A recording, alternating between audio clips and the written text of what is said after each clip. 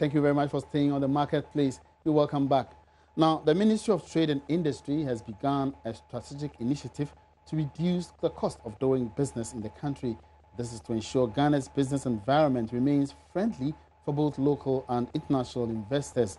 The initiative is geared towards the reduction of Ghana's ranking from 110th to 46th position globally and number 1 in Africa on the World Bank Ease of Doing Business report. Speaking during an engagement with the private sector on the Rapid Reform Action Plan, Minister of Trade and Industry Alan Kyerematen reiterated government's commitment to improving to achieving this goal in making Ghana an attractive business country. Regrettably, we now find ourselves somewhere down the line in this doing business ranking. And currently, we are placed 108th on the World Bank doing business ranking. Some 59 or 60 steps away from the top performing African country, which is ranked number 46, which is Mauritius. Now, when we talk about developing a new industrial transformation agenda, we want to be able to move along these rankings of the World Bank and also of the World Economic Forum. So our target as a country is to become number 1 in Africa. And that requires that we should be able to move from 108 in the index to come ahead of Mauritius as the leading reform country in Africa at number 46. Obviously, to move from 108 to 46, it's not a mean task. And that is why government, working along with our development partners and also with the private sector, is embarking on a very comprehensive business regulatory strategy, which will take 3 years to deliver. And so part of the exercise that we are embarking on this morning is to launch this business regulatory reform strategy, which hopefully will not just make us number 1 in Africa, but will put us in the big league among the countries of the world. On his part, President of the Association of Ghana Industries, James Asareje, pledged support of the business community to the initiative, saying it will not only enhance the flow of business in the country, but will also help reduce corruption in the system. I am indeed happy to join you for this program of engagement with the private sector on implementation of the Rapid Reform Plan to improve the business environment. Let me indicate that the importance of improving the business regulatory environment cannot be overemphasized. And for that matter, AGI finds it very appropriate and timely and supports fully these efforts. In order for us as industrialists to really come out and unleash our full potential and make a significant contribution to national development, we need a very robust business regulatory environment that supports growth. Now, this requires that government and all stakeholders who have a role to play in ensuring that we improve the ease of doing business take this responsibility with the seriousness it deserves. Of course, it is very pertinent that as a country, we do everything possible to improve all processes that have an impact on doing business with a view to expediting procedures and cutting down on time and cost. Honorable Minister, let me mention that Now, good regulatory environment can actually help to reduce costs of doing business, as we are aware, and that is why we support this idea greatly. And again, the more cumbersome we have our procedures, the more expensive it becomes, to be able to comply.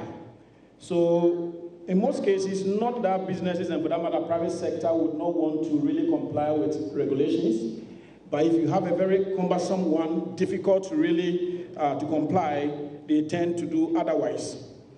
Again, let me mention that a good business environment will help reduce corruption, because if you think that you can easily register your business in 24 hours or in 48 hours maximum, definitely you wouldn't pay people or you wouldn't give money to people, to help you do that. If laws, systems, and the entire business environment is clear, now businesses would not have to go through the hassle of really using the back door. And that is why we lend our support fully to this initiative.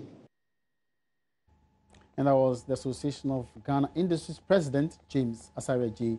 Now, away from that, the Ghana Free Zones Board has begun acquiring more lands across the country towards expanding its enclaves. The board currently has 4 enclaves and is looking for investor support for the expansion towards government's industrialization agenda. Deputy Executive Secretary in charge of operations, Ruth Atanga, believes securing the lands would make it easier for potential investors. She spoke with Joy Business in South Africa, where a delegation was on trade and a trade mission organized by the Ghana-South Africa Business Chamber. The expectation is that we'll bring in more with our interactions with people in South Africa. We will be able to bring in investors that will come and invest in our enclaves. We have 4 enclaves, 1 in Tema, Shaman, and Sekendi and Kumasi. With the Sekendi and Kumasi enclave, we are targeting the oil and gas sector. We are looking for investors who would come and invest in that sector. And then we are also targeting people, investors into the IT sector, which we think there are prospects in the ICT infrastructure and hardware assembling.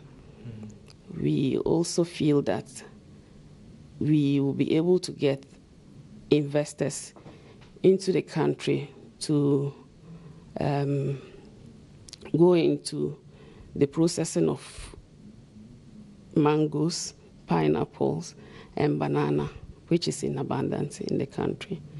And with this, we are trying to acquire a lot of land banks within the all over Ghana, so that we could target our investment drive towards the NPP government's agenda on 1 district, 1 factory. Now, moving on, the ownership of Barclays Bank Ghana will not be affected despite Barclays' UK exit from Africa. That's the assurance coming from Barclays Africa boss Maria Ramos. George Rafi has more on the planned exit after engaging group officials of the bank in South Africa. The engagement with Barclays Bank was to help journalists in the region appreciate the status of the sell-down of Barclays Bank UK and its impact on the operations in other 9 countries in Africa. Responding to a question posed by Joy Business, Chief Executive of Barclays Africa, Maria Ramos, noted that the London-based decision to move out of Africa will only affect the shareholding structure of Barclays Bank Africa as a listed entity. However, current structures in place will make it difficult for the operations of Barclays Bank Ghana to be affected badly. We're not selling anything in any country. We bought that in 2013, and maybe actually at the time we should have made a bigger deal of the fact that we'd bought out Barclays in 2013. We didn't. Actually, the ownership of the businesses across the continent changed, right? All that's changing now is actually the shareholding of the listed entity on the Johannesburg Stock Exchange. So Barclays Africa Group Limited listed on the stock exchange in Johannesburg. Barclays Bank Africa boss Maria Ramos-Alva shows the move would rather present more opportunities for Barclays Bank Ghana. This is because the Africa Group will now focus on issues that actually affects the region in its quest to be a Pan-African bank. What will not change is our passion for being a Pan-African bank. And I hope that wherever you are, so whether it's in Kenya or whether it's in Ghana or in Botswana or Uganda, what you will have seen us do over the last 3 years, since we've been the owners of these franchises, you'll have seen us invest more. You'll have seen us upgrading our branch network. You'll have seen us upgrading our systems. You'll have seen us upgrading our ATM network. You'll have seen more stability in our systems. Barclays is currently waiting for approvals from regulators in 10 countries it operates to reduce its shareholding in Barclays Africa to about 20% from the current 50%. Barclays UK in March 2016 announced the decision to exit from Africa due to regulatory issues. And that report was by George Wiafe from South Africa. Let's now turn our attention to the airline industry, where British Airways says it is working to restore its computer systems after a power failure caused major disruption for thousands of passengers worldwide over the weekend. An IT power cut resulted in mass flight cancellations at Heathrow and Gatwick airports. Now, thousands of passengers remain displaced around the world, with large numbers sleeping overnight and in some terminals. BA is yet to explain the cause of the power problem. But passengers on cancelled flights have been told to use the BA website to rebook. Cancellations and delays affected thousands of passengers at both Heathrow and Gatwick. Now, some passengers slept on yoga mats handed out by the airline, as conference rooms were opened to provide somewhere more comfortable to rest. CEO of BA, Alex Cruz, took to social media to address affected passengers and the traveling public. Hello everyone, Alex Cruz again here, British Airways Chief Exec. Many of our IT systems are back up today, and my colleagues across the airline are working very hard to build back our flight program and get as many of our customers as possible away on their travels. At Gatwick, we're running a near full operation, though some flights may be subject to delays. At Heathrow, we plan to fly all of our long-haul services, but the knock-on effects of yesterday's disruption will lead to delays. That is also true for our short-haul operation, and there are some short-haul cancellations. I know this has been a horrible time for customers. Some of you have missed holidays, some of you have been stranded on aircraft, and some of you have been separated from your bags. Many of you have been stuck in long queues whilst you've waited for information. On behalf of everyone at British Airways, I want to apologize for the fact that you've had to go through these very trying experiences, and to thank you for your patience and for your understanding.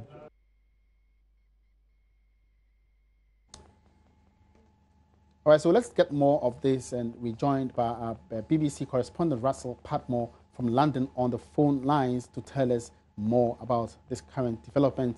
Good afternoon, welcome to The Marketplace, Russell. Good afternoon, good to be with you. All right, now over here in Ghana, we had some spillover effects at our airports. What is the current situation in London and other airports? Well, the situation as regards this awful calamity from a public relations perspective, never mind how it's going to hit British Airways profits, has been a real challenge for the airline, Now, things are getting back to normal today, but across the weekend, Saturday and Sunday, British Airways has been forced to cancel something like 800 flights to destinations right across the world. Thousands and thousands of passengers found themselves in a bit of a predicament. Some were being advised to contact the airline to find out if they needed to come to the airport. Some were advised to look at the website, and they were getting differing information. The website would say, come to the airport. They'd arrive at the airport to be told by staff that they should not have come. And it's been a bit of a challenge for British Airways because there have been allegations that the airline just might have been not investing as much as it should have done in its information technology systems, and the IT system went down. This was the problem. A computer error has caused this problem for British Airways. The trade unions have actually accused the airline of outsourcing its computer facilities to companies in India and cutting back on what they would regard as the more professional, more experienced staff working in the UK. So this is going to be a very expensive problem for British Airways. It's going to have to pay a lot of compensation to its customers. All right, now, Russell, over here in Ghana, we had some problems getting information from airline officials. Has the company, the BA in London, come up with any official response to this particular issue? Well, the company has been issuing statements. There was, for a while there, conflicting information from the company. Naturally, British Airways is very apologetic. The message now to passengers is that slowly but surely things are getting back to normal. But of course, that's just the beginning of what is a long solution for an airline. Imagine flights that should have left, let's say, the UK on Saturday and gone to other parts of the world. Well, those aircraft now are in the wrong place to pick up the slack as such. And this is the real challenge for British Airways, to get itself in a situation that it has its air crew. Remember, they might be in different parts of the world when they should actually be somewhere else, and to get the aircraft also back to where they should be. It's a complicated jigsaw puzzle for one of the world's biggest airlines. Now, of course, I should say this has happened to other airlines in the past, particularly Delta. I recall last year in the United States suffering a similar problem. And this is all down to the information technology. British Airways has been accused of scrimping by cutting costs on investment in its IT, and maybe Delta as well. In the old days, of course, this would have been done by old-fashioned pen and paper with clipboards and files. In the computer age, though, we're very much reliant on the technology. When this first happened, there were a lot of allegations or a lot of claims that maybe the system had been hacked. It was a cyber attack. That wasn't the case at all. British Airways system failed by itself. And so we'll have the cost of compensation for the airline to the passengers. And remember, a lot of people had to be put up in hotels. A lot of people are going to have to be put on new flights under European Union rules. Significant compensation has to be paid to passengers as well traveling within the EU. And on top of that, we've seen shares in British Airways falling as well. And the new investment perhaps the airline is going to have to make in its information technology systems means that this could be a significant blow to the company's profits in the longer term. There's some figures of the airline, the loss of revenue to the airline, and of course other international airlines that are associated with British Airways because of this cancellation. Yes, we're looking at other carriers such as the Iberia group, which is run from Spain. It's interesting to note some of the rivals, particularly here in Europe. We have an Irish airline, Ryanair, which is a budget carrier, a low-cost airline that carries more passengers than any other airline in the region, and it's already taking advantage, saying with advertisements online, should have gone with Ryanair. And I think the situation has been that some people don't want to travel with the budget carriers. They like the so-called full service they can get from airlines like Air France or Lufthansa in Germany or British Airways. But now people might be thinking, well, the budget carriers, whether it's EasyJet or Ryanair, they seem to be supplying a service. It's a very basic service, but if you think of the aircraft as almost being like a bus, it does get you from point A to point B. So this is, I suppose, a challenge for British Airways. And we've seen a reshaping of the aviation sector as well. The long-haul airlines are facing competition on their short-haul routes. So the carriers like British Airways are having to deal with these budget airlines, which are stealing their passengers away, and people are obviously attracted to lower, cheaper airfares. And it's a fascinating aspect I've thought about in the past as to why we don't have cheap budget carriers right across Africa. Why have low-cost airlines not really taken off in Africa? And one of the reasons is there's just too much regulation and too much red tape and too much bureaucracy holding back aviation in Africa. Here in the European Union, we have open skies. The airline sector has been liberalized a long time ago, so new entrants can come in quite easily and fly from one country to another. The EU, of course, is just one large block, and the same in aviation terms does not apply to Africa. Now, Russell, I was wondering, didn't BA have some kind of manual backup systems to have overcome this challenge? Well, in this day and age, these airlines slowly but surely are relying on outsourcing some of their services. There was no backup for this. Now, this is the problem. If you effectively put all your eggs in one technology basket and that goes wrong, you have a huge problem. Now, I don't think British Airways could foresee how big a problem they were going to have, and having it happen at a really busy time for airlines as well. This is now the summer period in the Northern Hemisphere. This is particularly in the UK, it's a bank holiday weekend. This is when they carry more passengers than, let's say, in the winter. This is when they make their profits, and for it to happen now, this is a really bad time. I think British Airways is going to have to re-examine its entire strategy for its information technology, because it will need to do it for two reasons. Number one, it can't have a repeat of this. But number two, it will want to reassure passengers in the future that it's across this sort of problem and the computer problems will not be repeated.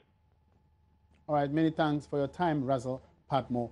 That was our BBC correspondent, Russell Padmore, bringing us up to speed with developments in London, of course, in the UK in general, where British Airways flights were cancelled over the weekend as a result of a breakdown in the company's IT systems. You're still on the marketplace. We're taking a short break here. We'll be back with more.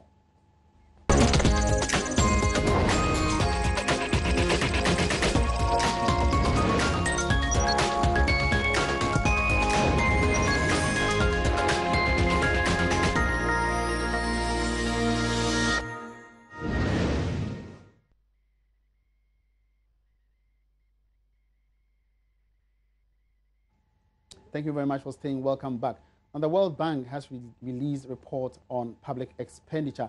Our correspondent George Wiafe is currently at the offices of the World Bank to give us details of the outcome of this report. George, you're welcome. Now, give us details about the report. Well, we have a lot of issues have come up in this expenditure tracking report that looks at over the years what is being done to the current administration.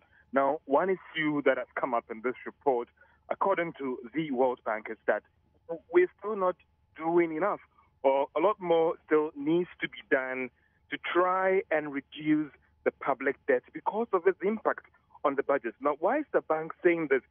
When you go through the budget, one of our biggest spending items is the interest payments on debt. Now, for every year, government will plan that they need X amount of money to spend on this area. Now, because of this rising interest, basically, what has happened is that some of these funds that have been allocated to X project in the budget is sacrificed to deal with the rising expenditure. So some of the report is highlighting the fact that we still need to do more in trying to deal with the currency issue as well. Maybe we have to look at internal borrowings so that we can actually reduce our exposure to currency fluctuations as a result of doing more external borrowings.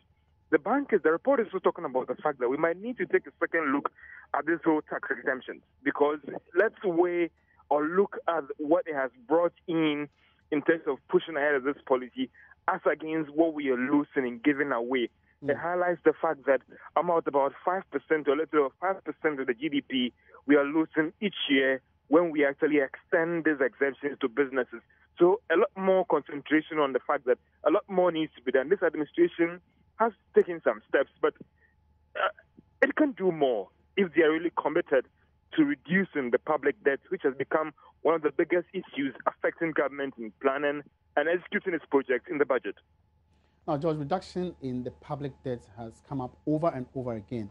Now, the issue of some expenditure patterns not or being indispensable to government, what is the World Bank saying about this?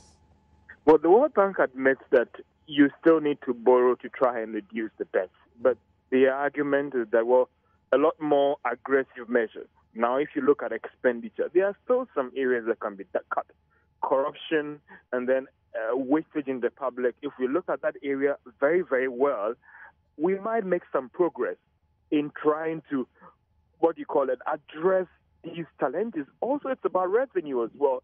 And the bank or the report believes that we've not been that aggressive in raising the required revenue. So if you can't touch expenditure, then raise more revenue to balance those expenses. And if we give more attention to revenue measures, it looks like we might make some progress in trying to address this rising debt issue, because the more revenue we raise, if your expenditure might be high, it might not be a problem at all. Now, the report also talks about cutting down on infrastructure expenditure, the extent of infrastructure spending. Well, it's all about having a target expenditure, Rafi, because it is very good that you advance X amount of money into infrastructure. But are these monies being directed to areas that can pay for itself? So, yes, the bank admits that there has to be social spending, all right. But are these funds going into road projects that can be sold for itself? Are they going to critical public expenditure, public infrastructure that can pay for itself? And that is where the problem is. So if you are borrowing to spend, if you're borrowing to pay public workers, that's where the problem is, Yafi. Now, did the report justify any particular sector, for instance, agric, where government could spend because of necessity? Not necessarily, Yafi, but it highlights that there have to be critical expenditures in these areas. But again, what has been the response to the government? Well, government is saying that it's about time. They believe that those critical measures that they are putting in place would yield the desired results. And so there just needs time for us to appreciate that indeed they are committed to this process, Yafi. All right, so any other issues coming up from the World Bank office? Not necessarily, but the fact that they are still saying that the public debt is still a major threat to our efforts to grow the economy. So a lot more attention to it, it can really help. All right, thank you very much, George, for that update. We look forward to seeing you in the office. George, we are attending a World Bank forum where the bank has released a survey report on public expenditure. And this is where we wrap up on today's edition of The Marketplace. Thank you very much for joining me, and do join again same time tomorrow for another edition. My name is Emmanuel Apwaji. Good afternoon.